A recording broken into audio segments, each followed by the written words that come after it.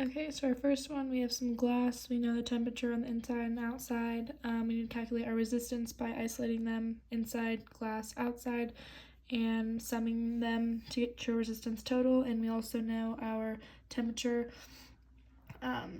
inside and outside and our total, so we can get that to solve our heat transfer coefficient. And to solve for a temperature at a specific time, we know the resistance, not time, at a specific point, we know the resistance at that point, and we also know all of these other values from calculated above, so you can isolate T1 to get 4.4 degrees C.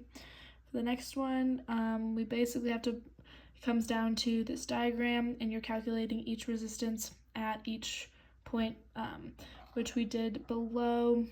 A couple are in parallel, so there's a difference there. And then if it's with a surface, we have our L over Ka, or our convection of 1 over HA, and we sum those up to get a value of our resistance total, and we know our temperature difference to get our heat transfer, rate of heat transfer. And then if we know our total area and the specific area that we calculated that out, we can find the total heat transfer. And then below we have a pipe.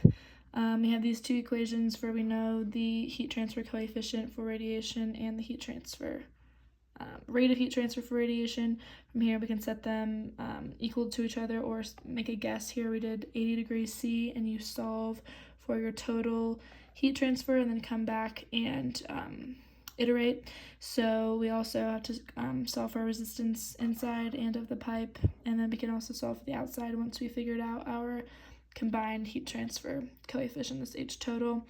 And then using the same equation of our heat transfer, the rate of heat transfer, we know those two temperatures and the R total that was just calculated from the iteration, and it is correct enough to call it good. And then to find our mass flow rate, we also have this equation, Q dot equals mCp dt, isolating m dot, and we also know mass flow rate equals density velocity times area, isolating that to get 0.186 meters per second.